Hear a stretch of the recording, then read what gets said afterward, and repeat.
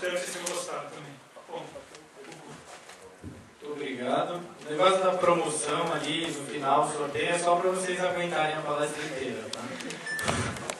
Então, meu nome é Hugo, eu tenho essa empresinha aí, a Jubits, e a ideia aqui, eu vou ser honesto com vocês, essa palestra eu mudei completamente o estilo dela para ela ser alguma coisa um pouco mais provocadora. Então aquele resuminho que tinha ali, de que vocês iam ver um monte de código, eu tirei, porque senão a gente ia gastar muito tempo tendo que passar por todos os códigos e não ia conseguir falar da parte que é interessante.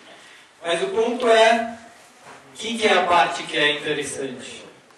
É fazer o computador funcionar. Porque quando o computador funciona, a gente consegue fazer a apresentação.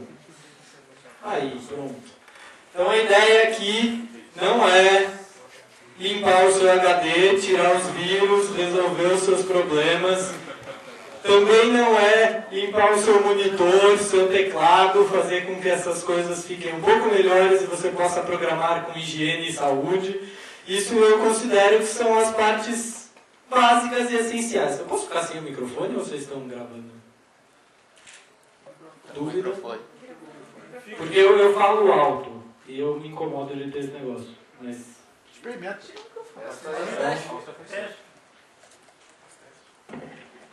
Pronto. Então, a ideia não é...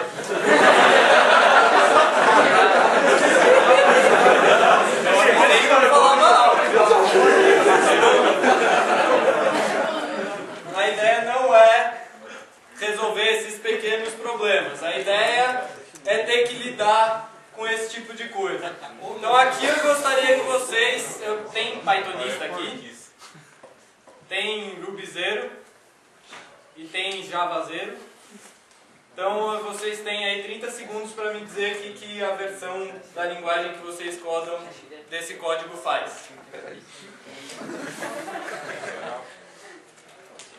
Então só para quem não sabe, tá? Isso aqui é a parte em Java, aquilo é em Python, isso aqui é em Ruby.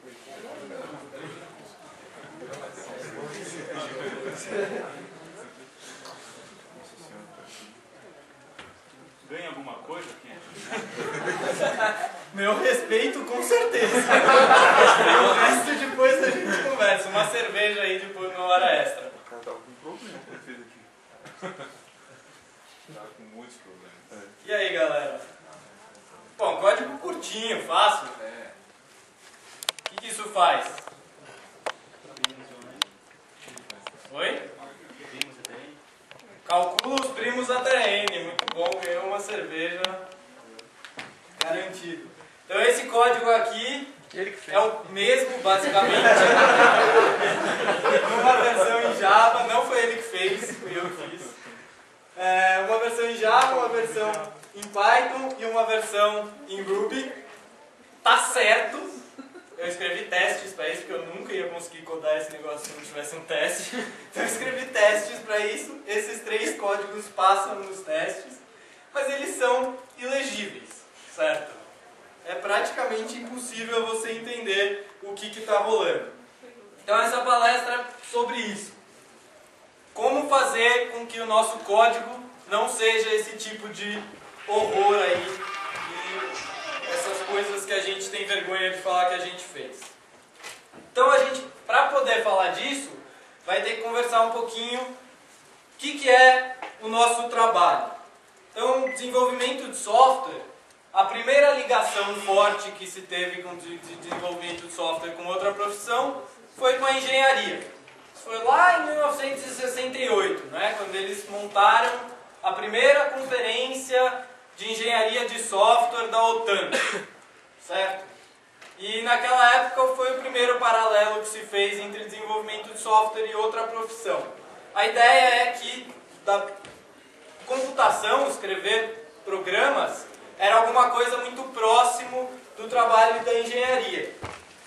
Se você for procurar o que é engenharia, a definição que você acha na Wikipedia é que engenharia é a ciência e a profissão de adquirir e aplicar conhecimentos matemáticos, técnicos e científicos na criação, aperfeiçoação e blá blá blá de algum objeto ou algum processo. Então, lembrem-se dessa parte que é importante. Aplicar conhecimentos matemáticos, técnicos e científicos para construir alguma coisa. O que isso tem de impacto? Qual foi o impacto que a gente sofreu por essa ligação com a engenharia? A gente teve uma ênfase muito grande na parte do planejamento. Certo? Em engenharia, você tem que fazer planos, você tem que fazer o plano do objeto que você vai montar, seja um prédio, seja um chip, seja lá o que for. Você, antes de montar o objeto, você vai desenhar ali como que esse negócio deveria funcionar, qual o tamanho dos seus parafusos, onde é que as coisas se encaixam, como. Então, essa ênfase grande em projeto, ela vem do fato de que você gostaria de acertar logo da primeira vez que você construir o seu objeto. Certo? Porque em engenharia é muito caro construir a coisa. Se você vai construir um prédio, você tem um investimento muito grande em comprar material e em montar o seu prédio, em fazer o seu prédio subir. Se você vai construir um chip, você tem um investimento muito grande nessa tecnologia para ter as máquinas que permitem fazer esse tipo de tecnologia. Então a gente planeja muito para acertar logo de cara. E se a gente erra, o efeito é desastroso. Você pode matar pessoas, você pode tirar a casa delas, você pode, em alguns casos, descobrir isso antes e simplesmente evacuar o prédio. Mas o fato é que um erro na construção custa extremamente caro de se resolver. Mas... Só um minutinho. Claro. Gente, só uma notícia. O radamés chegou, o que a gente vai fazer? A gente não vai interromper aqui. Ele vai fazer a palestra normalmente e depois a dele vai a do radamés. Tá bom? E aí... E essa eu vou poder assistir a de Arduino. Ele estava aqui, a de Arduino, então acho que foi prometido dele. Combinado. Eu não sei de nada. Mas enfim. Em software, esse negócio de construir, o que se mapeia para a construção do nosso software? Né? O que constrói o software que a gente escreve? Compilador. Ou a sua máquina virtual. É alguma coisa que vai interpretar aquele código, fazer ali um monte de tramites para aquilo virar bits, que aí o seu chip vai conseguir fazer o que quer que ele tenha que fazer com esses bits. Então o trabalho de construção, ele está no compilador, não em você escrevendo o código. Né? Esse foi um dos erros aí que causou vários problemas na nossa história de desenvolvimento de software, que é a ideia de que o planejamento é você montar a arquitetura do software, que classes, que módulos, que funções vai ter, onde que elas vão ficar. E a construção é você escrever isso em código. Esse mapeamento, ele está correto do ponto de vista do que a gente faz, do jeito que desenvolvimento de software é tratado, mas ele está errado no ponto de vista do produto que a gente gera. O produto que a gente gera com software são bits. E o produto é gerado por um compilador. Ele é que constrói o negócio. Então essa parte de software para a gente, a parte que é teoricamente a de planejamento, é a parte de escrita de código. E apesar disso, essa nem é a parte mais difícil. Se vocês trabalham com desenvolvimento de software, o difícil mesmo é saber o que diabos o seu projeto precisa fazer. Né? Não é você falar, pô, eu sei o que eu preciso fazer, agora é muito foda de fazer o meu projeto fazer o que eu preciso que ele faça. O que eu quero mesmo é saber, pô, o que o meu cliente precisa, quando que o meu cliente precisa. E isso aí está mais ligado à arquitetura, a essa ideia de, pô, eu tenho que analisar esses requisitos, trabalhar com alguma coisa mais subjetiva, mais ligada à música, dança, pintura, escultura, teatro, literatura, cinema, ou seja, arte. Alguns de vocês já devem ter visto falar, né? A arte da programação, livro do Knuth lá. Então tem essa noção de que, pô, programar é difícil, tem uma questão artística, tem um lado subjetivo. Mas como é que você fala que alguma coisa é artístico se você nem sequer sabe o que é arte? Alguém aqui sabe definir arte? É muito difícil, né? Você vai procurar a definição de arte, você acha coisas muito, muito diferentes. O ponto é que arte é alguma coisa que é altamente subjetiva. Em alguns casos, você quer que ela seja chocante, em alguns casos é só alguma coisa que é agradável de se ouvir, de se ver. Mas uma coisa que é característica da arte é que você não sabe direito se é arte ou não. As pessoas discordam, né? Algumas vezes você olha uma pintura e fala, meu, porcaria, isso aqui meu primo faz com 3 anos de idade. E aí vem um cara do seu lado e fala, nossa, que pintura mais fantástica, olha essa expressividade. Então tem esse balanço entre coisas que as pessoas acham que é arte e outras que as pessoas acham que não é arte. Além disso, tem um outro ponto com relação à arte que é controverso, mas fácil de entender. Arte dificilmente é útil, ou a gente tem dificuldade em enxergar utilidade na arte. Né? Se eu vou perguntar para vocês, para que serve a Mona Lisa? Não serve para nada, né? Tipo, serve para retratar uma mulher ali que existiu há muito tempo atrás. Não tem realmente nenhuma utilidade isso para mim. Mas software é útil. Eu vi poucas pessoas que ficaram trabalhando num software que não fazia nada. O objetivo é justamente que você tenha uma questão de utilidade. Tudo bem, tem gente que faz software que não serve para nada, mas gostaria que fizesse. Mas tem essa vontade aí de ser alguma coisa útil. Então talvez seja alguma coisa no meio termo. Talvez seja entre a arte, entre a engenharia. Então aí vem a corrente do Uncle Bob, que é a ideia do artesanato, que é alguma coisa que tem um aspecto mais prático, eu quero usar o resultado do que for feito, tem um uso diário, mas dificilmente pode ser fabricado em larga escala. Tem também o seu critério artístico, tem também ali o seu trabalho criativo e inovador. Em alguns casos, alguns artesanatos podem até ser fabricados para largas escalas. Né? Então, se vocês pegam fábrica de garrafa de cerveja, fábrica de garrafa de Coca-Cola, aquelas antigas de vidro, sabe? Todas essas coisas, elas são fabricadas em quantidades absurdas.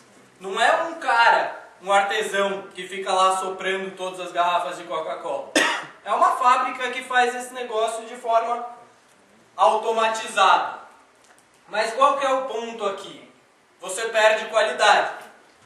A garrafa de cerveja ou a garrafa de Coca-Cola, ela é rude em termos de trabalho de vidro.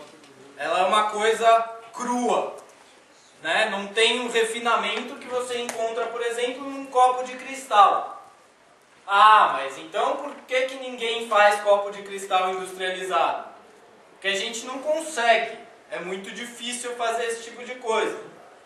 Tem essa necessidade de, se você precisa de algo mais específico, mais refinado, você precisa recorrer ao artesão. E você também pode precisar de alguma coisa feita sob medida. Alguma coisa que é um problema só para você. Pô, eu não consigo usar as roupas que são feitas e vendidas na C&A.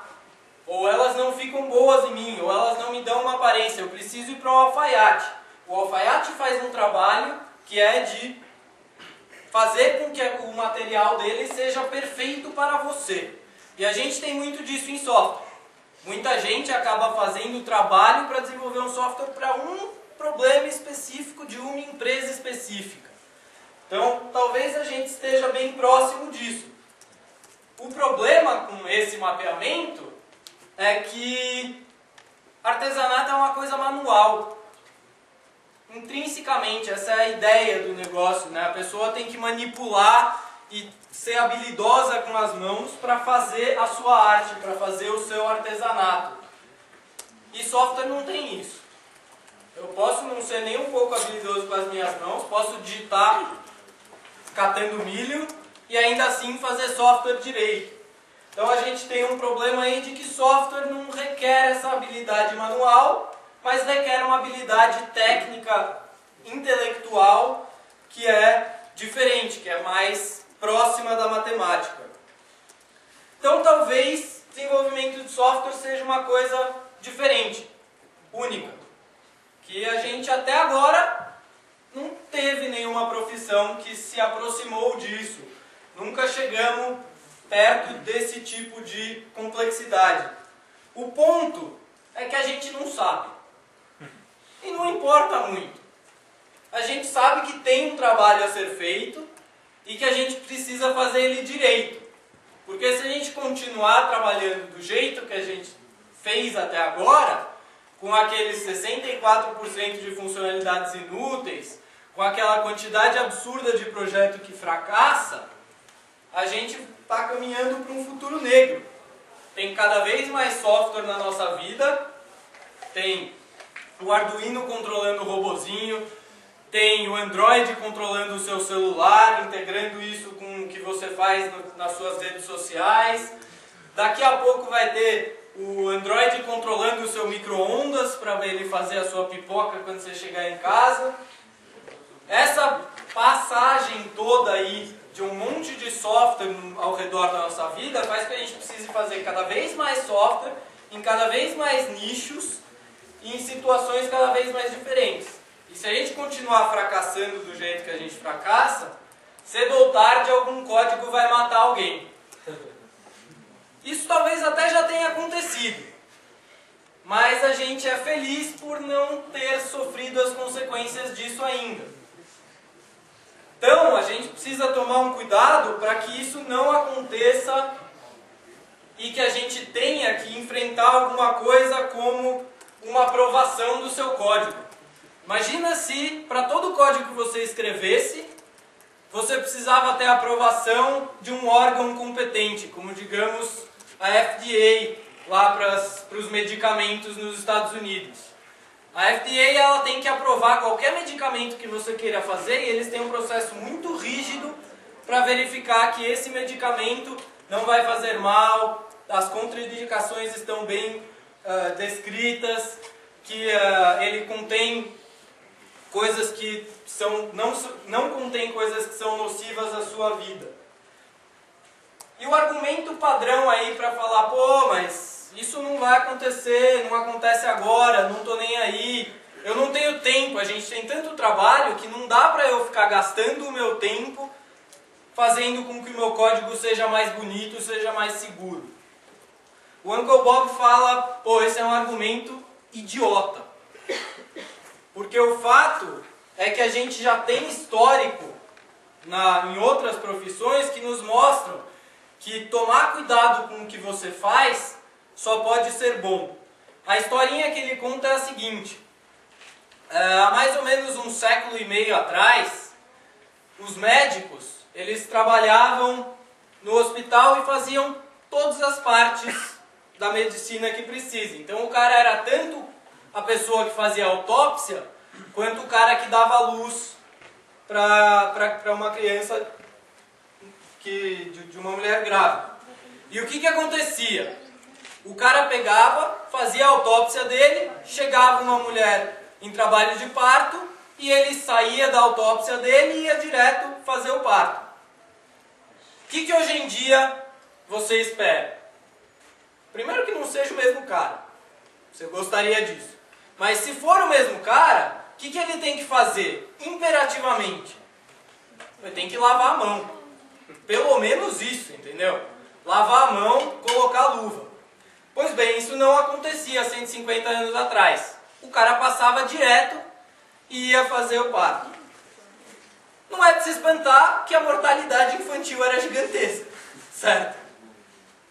E um belo dia veio um cara, um médico, que falou assim, olha, eu acho que tem alguma coisa moribunda passando dos corpos do IML para os bebês.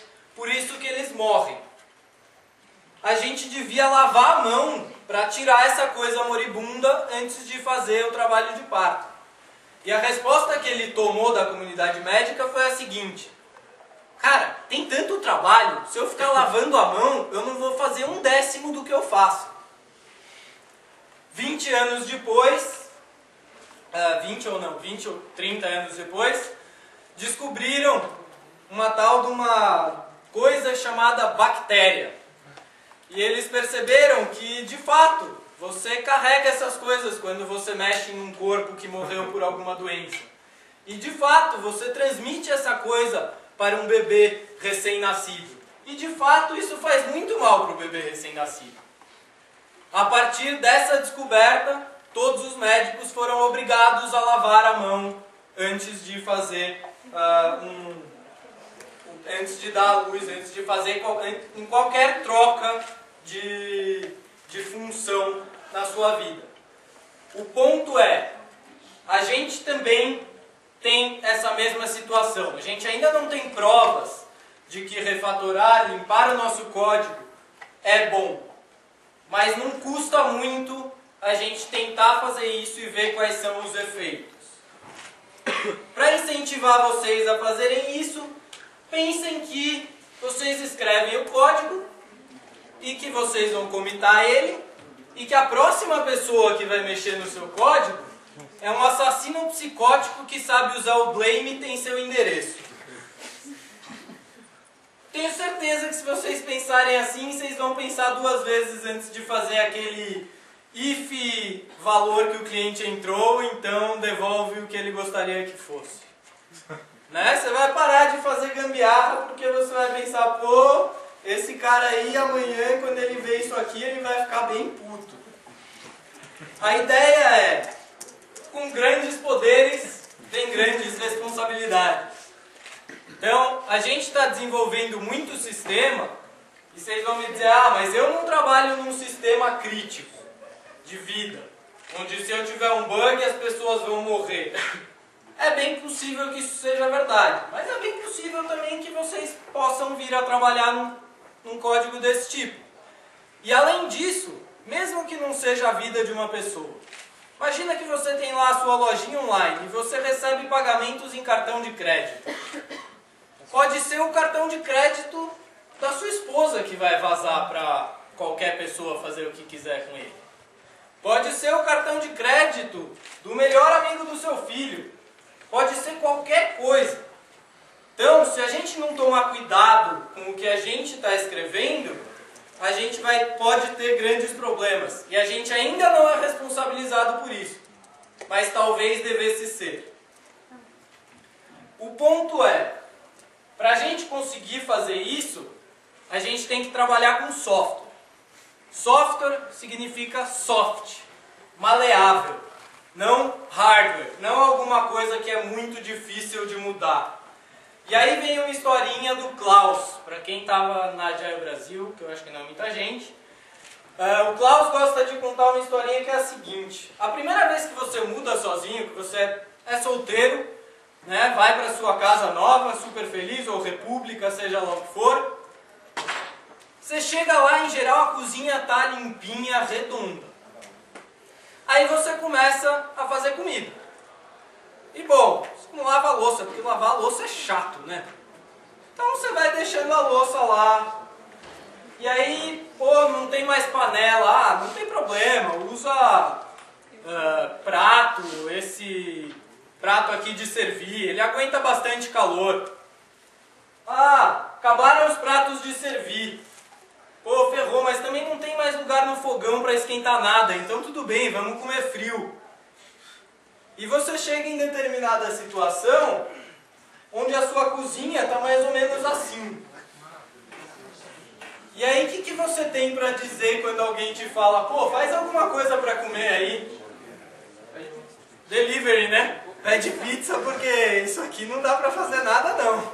Não tem jeito de eu evoluir esse negócio. A ideia é que o código é mais ou menos a mesma coisa. Quando você começa o seu projeto, do zero ali, tudo é lindo e maravilhoso. Não tem nenhum problema, está tudo limpinho, não tem nada. Como é que poderia estar sujo? Se você não vai limpando esse negócio aos poucos, vai acumulando sujeira, acumulando sujeira, acumulando sujeira, até que você chega numa situação dessa e o seu software deixou de ser maleável. Ele agora é rígido até o inferno. Qualquer coisa que precisar mudar ali vai ser mais dor de cabeça do que fazer do zero. Então a ideia é que você precisa refatorar, você precisa limpar o seu código para que você sempre possa trabalhar, sempre tenha a sua cozinha limpa. Além disso, tem mais uma dificuldade com relação a código de software, do seu código-fonte. A dificuldade é a seguinte: o cara, o assassino psicótico que vai manter o seu código daqui a uma semana, um mês ou um ano, a única coisa que ele tem ali para entender por que você fez aquilo ali é o seu código. Seu código é a sua passagem para o futuro. É a única coisa que vai sobrar daqui a 3 meses, daqui a 6 meses, daqui a um ano, quando a pessoa for adicionar aquela funcionalidade ou resolver aquele bug que você deixou. Então, pô, beleza, eu tenho que pensar mais sobre código, eu tenho que fazer alguma coisa que seja mais legal. Tenho que fazer alguma coisa que funcione. Na verdade, fazer alguma coisa que funcione é relativamente fácil. Tanto é fácil que a gente tem esses e muitos outros eventos onde o cara pega e fala: ah, você tem 24 horas para escrever uma aplicação. Pô, e fazem-se coisas fantásticas nessas 24 horas. Tanto para a Imagine Cup, quanto para o Google Code Jam, quanto o ICPC, quanto o Yahoo Hackday, todos esses caras, eles têm uma produção de software que são muito legais. Você olha para o software e fala: nossa, que animal, os caras conseguiram juntar todas essas coisas em 24 horas. Mas e daí? O difícil mesmo é manter o negócio.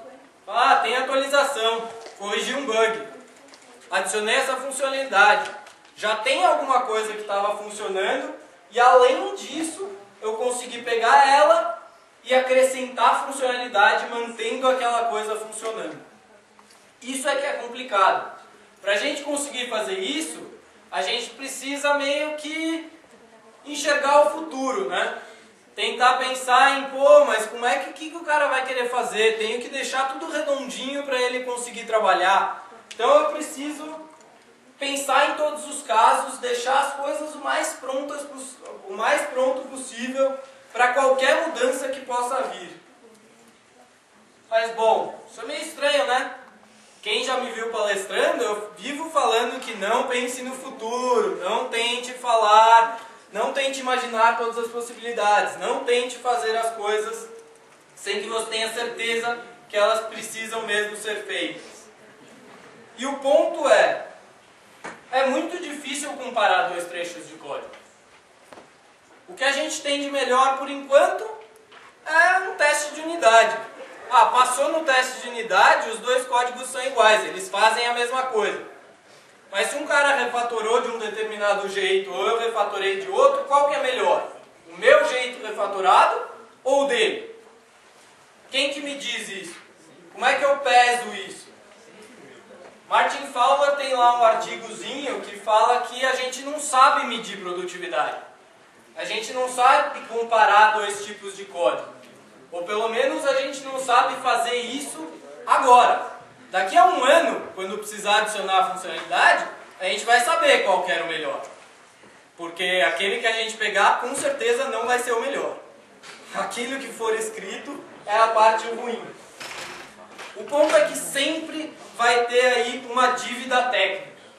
E aí para dívida, eu sei que tem muita gente que fala débito, eu sei que tem muita gente que fala que débito está errado, débito não está errado, mas o meu ponto é que dívida é alguma coisa mais fácil de você pegar para metáfora.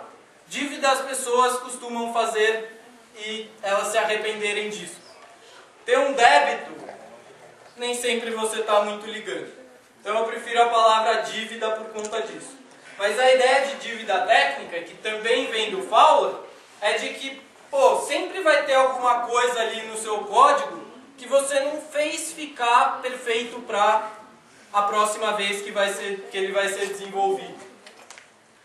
E na verdade dizem até que só tem um jeito de você saber se um código está bom ou não, que é a famosa what the fuck per minute. Né? Se você olha para o código, se você xingar bastante, é porque é uma porcaria. Se você xingar pouco, é porque até que ele é bom. O problema disso é que isso é subjetivo, né? Apesar de alguns de nós com certeza concordarem com vários dos que porra é essa que podem ser soltados, nem sempre é fácil dizer isso quando tem poucos. Então o que algumas outras pessoas dizem que é um jeito bom de você identificar código limpo? Então o Michael Feathers, que é esse cara aí, escreveu Working Effectively with Legacy Code. O ponto dele é que código limpo é alguma coisa que foi escrito por alguém que se importa profundamente com o seu trabalho. O cara realmente se importa em deixar aquele código redondo. Ele fica tentando melhorar ele, até que para toda melhora que ele faz, alguma coisa faz com que ele tenha que voltar ao jeito anterior. Outra definição que é legal é a definição do Ward Cunningham. Esse cara aí inventou o Wiki, Fit, foi parte aí da equipe que deu origem ao XP, e ele fala uma coisa que parece meio óbvia, assim, que código limpo é um código que você olha para ele e ele faz aquilo que você esperava que ele fizesse e funciona do jeito que você esperava que ele funcionasse. Ele diz ainda que o código é bonito se, além de fazer aquilo que você esperava que ele fizesse, ele também faz parecer que a linguagem seja a melhor possível para resolver esse problema. Então isso tira aí aquele negócio todo de, pô, mas Java é nojento, então não dá para escrever nada de bom em Java.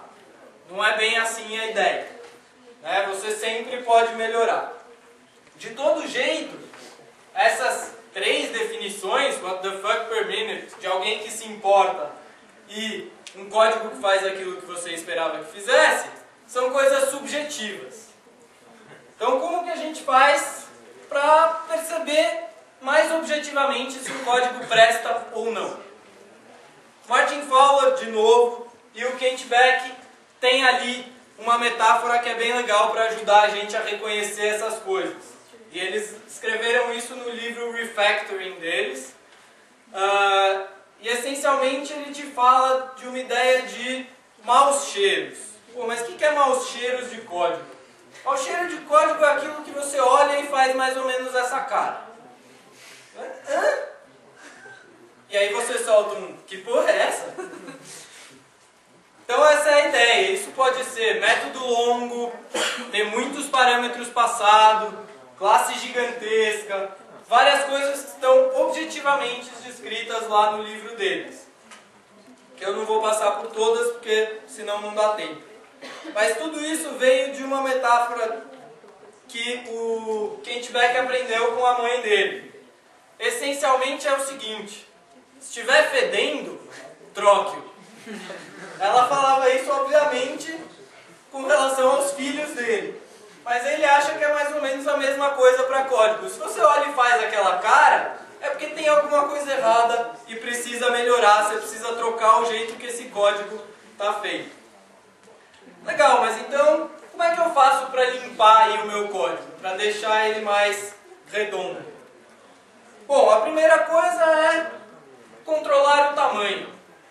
Se você tem coisas muito grandes, elas são muito difíceis de você manter. Então, deixe as coisas menores, que você vai ter mais facilidade para deixar tudo redondo. Isso vale para todos os níveis. Vale para funções, métodos, vale para blocos, vale para classes, vale para sistemas e, se possível, vale para o que você faz, para o seu trabalho.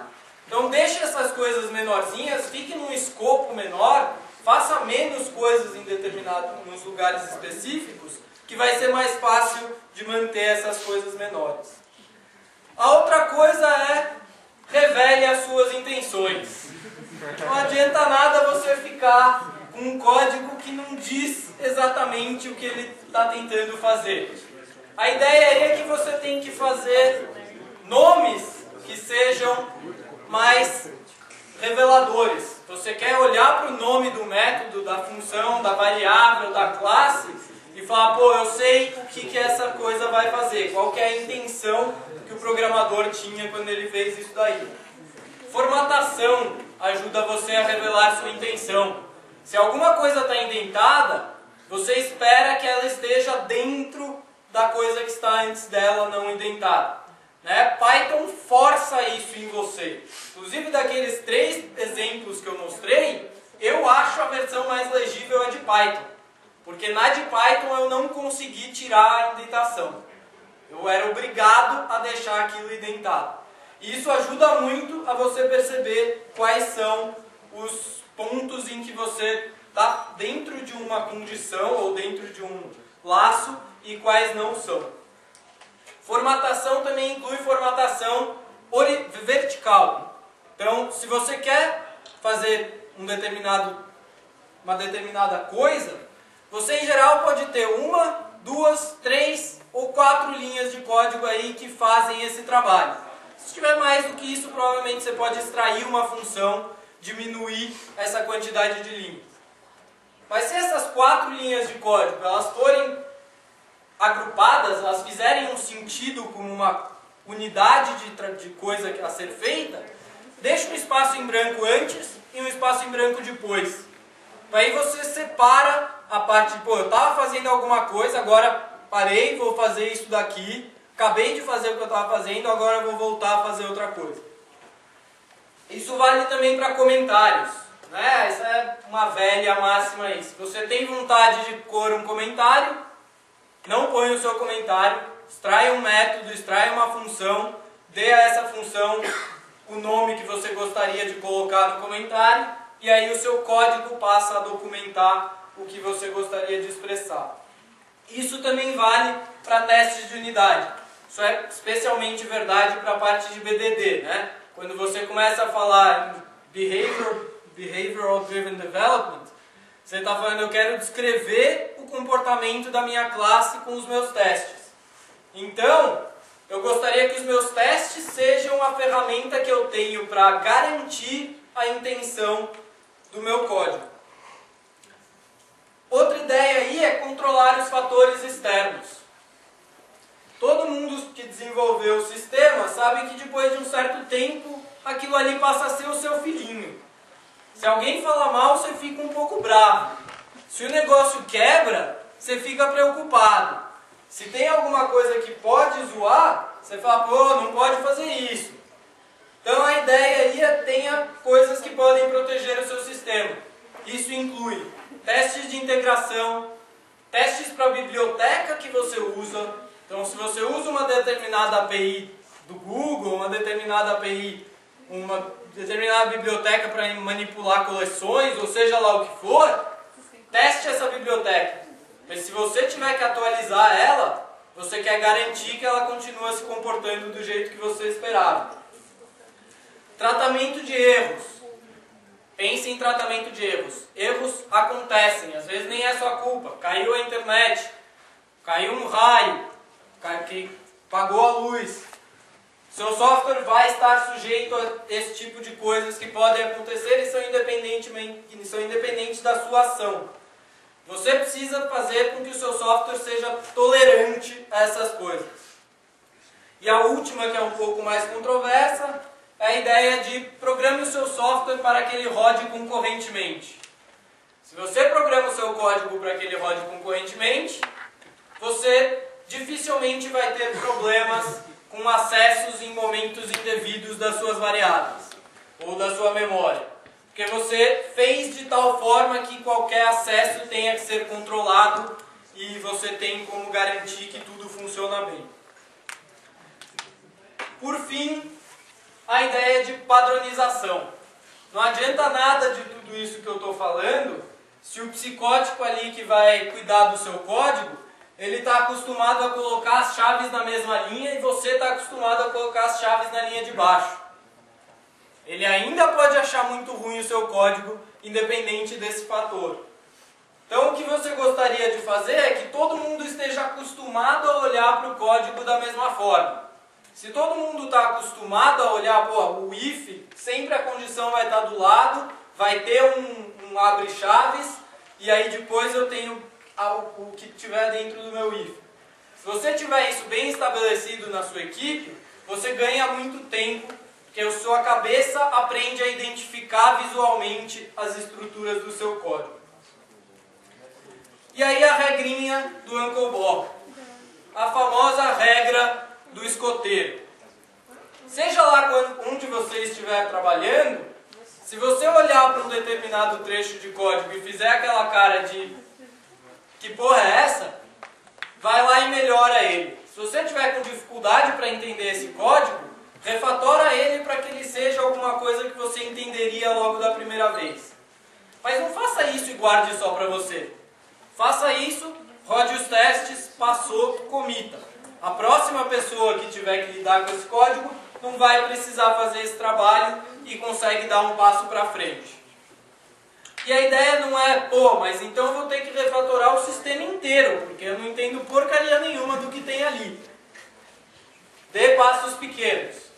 Faça só uma parte. Fala, entendi isso daqui, beleza, só precisava entender esse trecho, então eu paro de refatorar aqui, porque senão você também nunca sai do seu casulo de refatoração.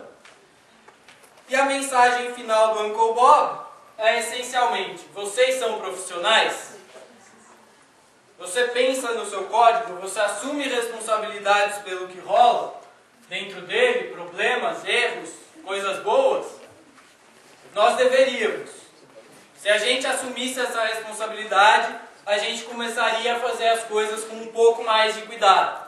A gente lavaria a mão antes de passar para a sala de operações.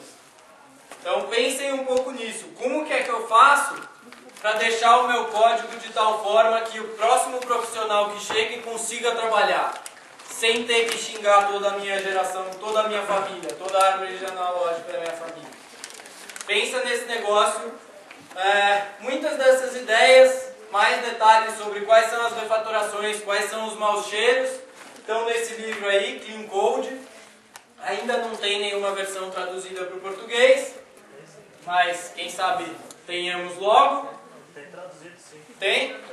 Então, já tem uma versão em português, não sei quem publica, você sabe? Não sei se é alta, acho que é alta. Então, procurem aí, deve chamar código. Você traduz. E aí, dá para pegar várias ideias legais relacionadas com tudo isso que eu falei. Era isso. Se vocês tiverem perguntas...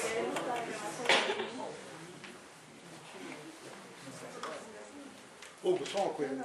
Diga. Antigamente, uma das grandes dificuldades que você citou na palestra aí, que a gente tem em desenvolver sistemas, é saber o que o software tem que fazer.